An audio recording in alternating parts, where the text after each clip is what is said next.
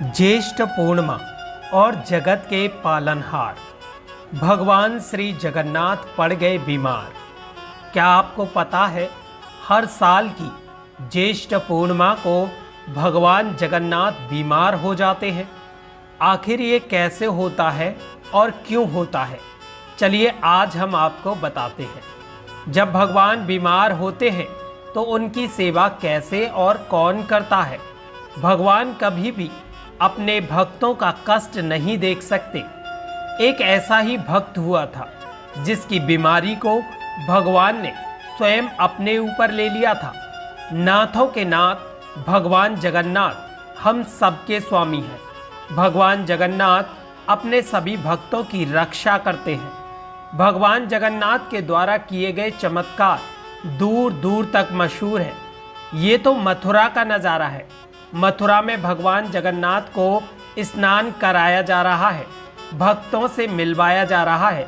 आप देख सकते हैं भक्तों की भारी भीड़ यहाँ मौजूद है, क्योंकि आज से भगवान 15 दिन तक अपने भक्तों को दर्शन नहीं देंगे।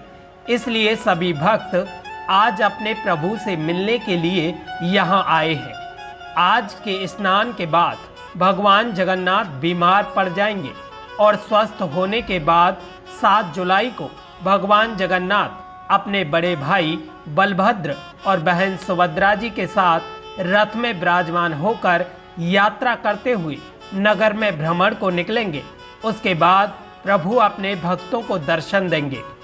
उड़ीसा के लोग भगवान जगन्नाथ को जीवित परम ब्रह्म मानते हैं और भगवान जगन्नाथ को प्रतिदिन नियमित रूप से भोजन भी कराते हैं, उन्हें सुलाते हैं और उन्हें खेल खिलाते हैं, उनके वस्त्र बदलते हैं और उन्हें नगर भ्रमण के लिए भी ले जाते हैं। अब भगवान जगन्नाथ बीमार हो गए हैं और कोई भी भक्त अब 15 दिन तक भगवान जगन्नाथ के दर्शन नहीं कर पाएगा। चलिए अब जानते हैं इसके पीछे का रहस्य और पूरी कथा। शास्त्रों के अनुसार भगवान जगन्नाथ ने स्वयं महाराज को मंदिर के सम्मुख एक बट वृक्ष के नीचे कुआं खुदवाकर उसके शीतल जल से अपना स्नान कराने का आदेश दिया था। और इस स्नान के बाद भगवान बीमार हो जाते हैं और किसी भी भक्त को दर्शन करने की अनुमति नहीं होती। इस ज्येष्ठ की भीषण गर्मी में शीतल जल से स्नान करने के कारण भगवान जगन्नाथ को बुखार आ जाता है और भगवान अस्वस्थ हो जाते हैं। भगवान के बीमार होने पर उनके जो निज सेवक होते हैं वही उनके एकांतवास में प्रवेश करते हैं। 15 दिन के दौरान भगवान जगन्नाथ के स्वस्थ होने के लिए खिचड़ी, दलिया और जड़ी बूटी और फलों का भोग लगाया जाता है। और इस तरह 15 दिन बीत जाते हैं तो भगवान पूरी तरह स्वस्थ हो जाते हैं और अपने भक्तों से मिलने के लिए रथ पर सवार होकर निकलते हैं। भगवान जगन्नाथ की ये रथ यात्रा विदेशों तक प्रसिद्ध है। चलिए अब जानते हैं कि भगवान बीमार क्यों पड़ते हैं।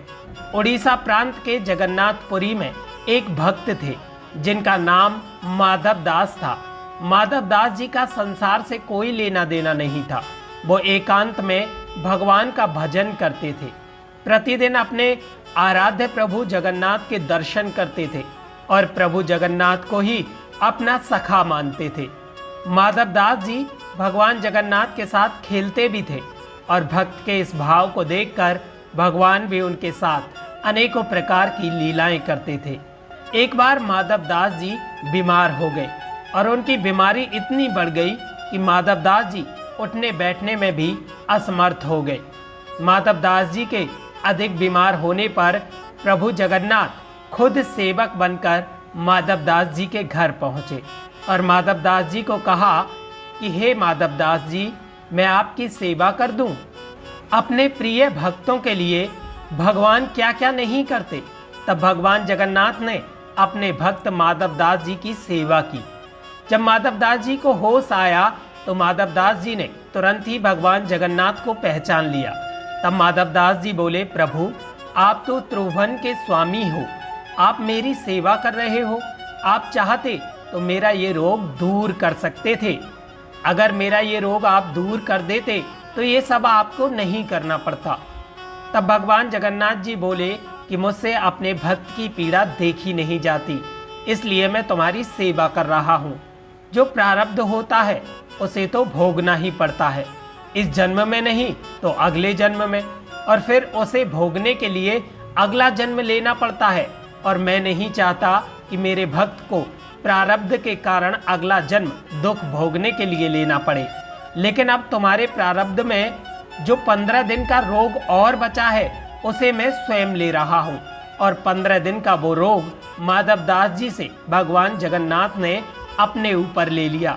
इसलिए आज भी भगवान जगन्नाथ 15 दिन के लिए बीमार हो जाते हैं।